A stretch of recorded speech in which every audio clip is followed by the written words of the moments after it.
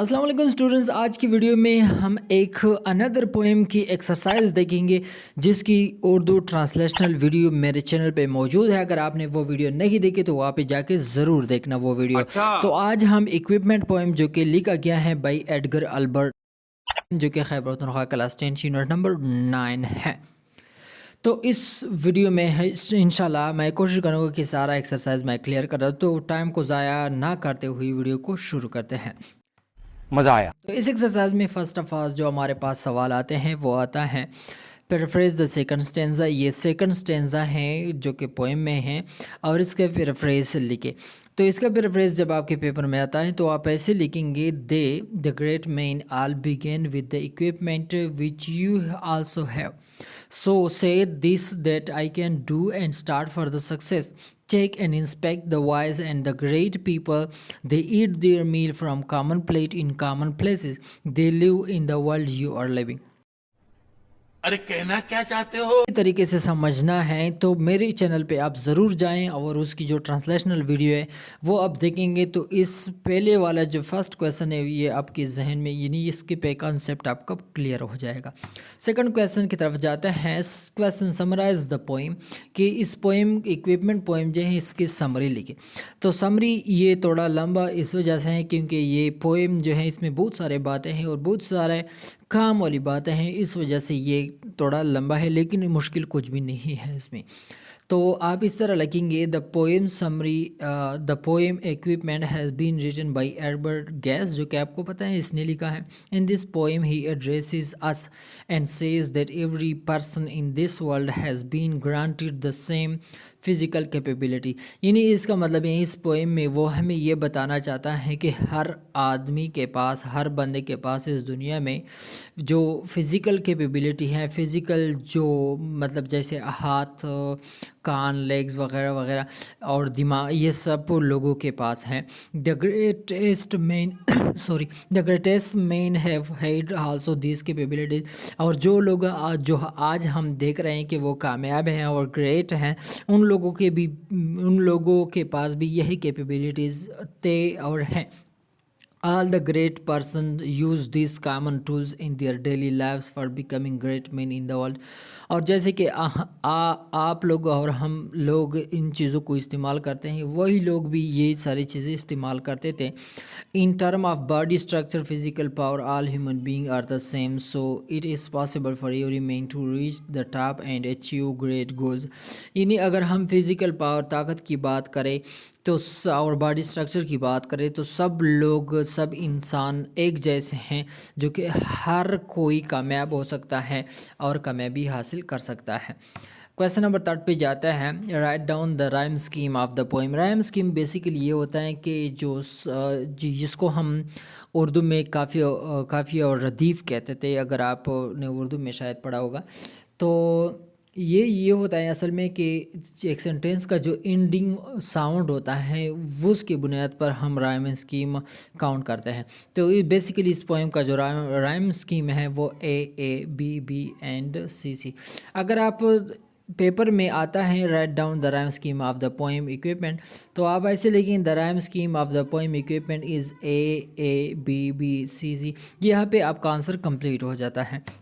Question number 4 पे जाते हैं। Right what is the theme of the poem equipment के इस जो इक्विपमेंट पोएम है इसका मरकज़ी ख्याल क्या है, इसका खुलासा क्या है। तो basically the theme of the poem equipment is that all human being have been awarded by Allah with all the equipment needed for success. Basically इसका जो मेन खुलासा है, मेन मकसद है, इसका मतलब ये है कि तमाम इंसानों को अल्लाह ने वो चीज़ें दिए हैं जो कि कामयाबी के लिए दरकार होती हैं। Now it's up to them to utilize that equipment or not. अब ये उन लोगों पे डिपेंड करता है कि वो इन इक्विपमेंट को यूज़ करता है या नहीं करता। All people are responsible for their own fate. सब लोग अपने मुकद्दर के लिए ज़िम्मेदार हैं। इसके बाद क्वेश्चन नंबर 5 पे आते हैं। All human being are created equal, explain this statement in the light of the poem equipment. Question number 5 का मतलब ये है कि सब इंसान जो हैं वो एक जैसे पैदा किए गए हैं। अब इस पोएम की रोशनी में आप इसकी वजाहत करें। तो basically in the poem equipment the poet says that all human beings are created equal. Poet भी ये कहना चाह रहे हैं कि सब इंसान जो है इक्वल बनाए गए हैं. It means that Allah awarded all human beings with 2 eyes, 2 legs, 2 hands, 2 arms and a brain. इसका मतलब ये है कि अल्लाह ने सब इंसानों को 2 आंखें, 2 कान, 2 हाथ, 2 बाजू और दिमाग दिए. Now it's up to them to decide how to use this quality and capabilities. अब ये उन लोगों पे डिपेंड करता है कि वो किस तरह इन कैपेबिलिटीज़ काबिलियत को इस्तेमाल करता है. इसके बाद क्वेश्चन नंबर 6 पे आते हैं. How do you feel after reading the poem. कि पोएम को पढ़ने के बाद आपके को क्या लगता है, आप किस तरह फील करते हो. तो basically after reading the poem we feel more excited. हम एक्साइटेड फील करते हैं, एनर्जेटिक, ऑप्टिमिस्टिक एंड होपफुल. तो पोएम को रीडिंग के बाद हमें एक उम्मीद मिलती है, एक पैसे ऑप्टिमिज़म मिलती है और एक एनर्जी मिलती है. तो ऑप्टिमिस्टिक का जो मतलब है वो मैंने एक वीडियो में शायद पहले मैं आपको बता चुका हूँ. ऑप्टिमिस्टिक वो बंदा होता है जो कि हर चीज़ को पॉजिटिवली लेता है, ठीक है. और इसका जो अपोजिट है वो पेसिमिस्टिक है. पेसिमिस्टिक ऐसा होता है कि वो हर चीज़ को नेगेटिवली लेता है. The poem provided us with some extra energy and spark determination within us. यानी ये पोएम जो है ये हमें कुछ एनर्जी और जो हमारा डिटर्मिनेशन है उसको स्पार्क कर देता है जो हमारे अंदर है. डिटर्मिनेशन जज्बा वगैरह के माने में इस्तेमाल होता है. इसके बाद जो हमारे पास आता है MCQs. MCQs में जो फर्स्ट MCQs हैं, the word equipment is used by the poet is as metaphor. ठीक है, मेटाफर क्या है, हमारे पास फिगर ऑफ स्पीच है, सही है. इसके बाद सेकंड पे जाते हैं. The poem equipment by Edgar Guest is in the form of advice. नहीं कि नसीहत की फॉर्म में है. थर्ड पे जाते हैं. The word fox, shoes, laces are used as a imagery. देखो इमेजरी वो चीज़ होती है कि मिसाल के तौर पर पोइट ड्रामा वगैरह में एक लफ्ज़ मुंह से निकालता है या वहाँ पे आप पढ़ते हो तो आपके जहन में एक तस्वीर बन जाती है. अब मिसाल के तौर पर आप शूज़ की मतलब अगर इसकी रीडिंग करते हो तो आपके जहन में जूतों की एक तस्वीर बन जाती है, इसको इमेजरी कहते हैं, ठीक है. फोर्थ पे जाते हैं. The mood off the poem equipment is optimistic. Optimistic मैंने अभी वाज़ेह कर दिया था आपको. अच्छा, इसके बाद what according to the poem equipment is essential for someone to become a great person. के ग्रेट पर्सन बनने के लिए कौन सी चीज़ें ज़रूरत होती है. तो ये ऊपर चीज़ें जो लिखी हुई हैं ये आसान है.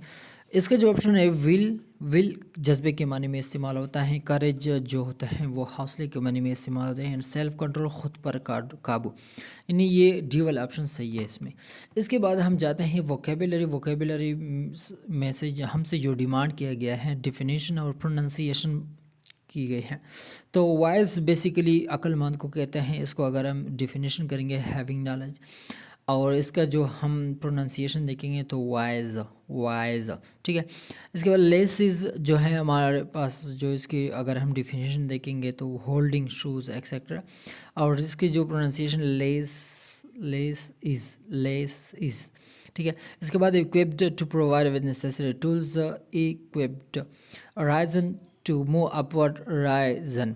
करेज, मेंटल और मोरल स्ट्रेंथ, करेज.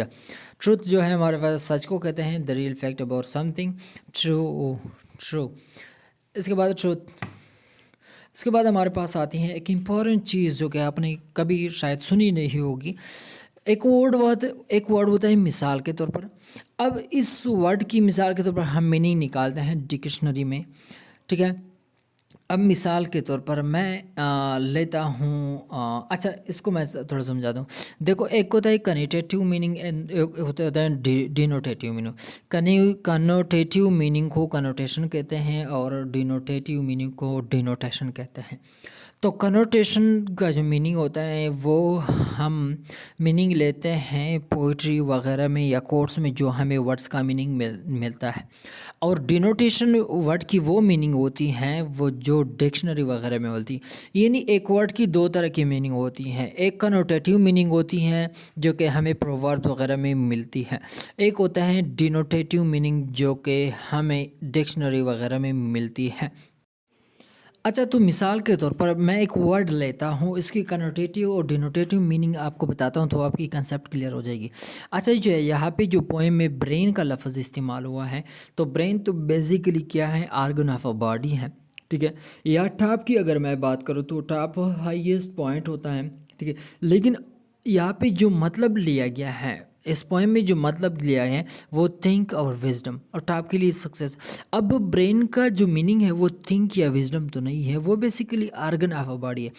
तो यहाँ पे जो पोइट्री में ब्रेन का जो मीनिंग लिया है थिंक और विजडम, ये है क्या है, कनोटेटिव मीनिंग है, जिसे कनोटेशन भी कहा जाता है। और ये जो है जिसका मतलब असल डिक्शनरी में आप चेक करेंगे कि brain, what is the meaning of brain, तो वो आपको होता है organ of a body. Simple यही चीज़ें हैं, ठीक है।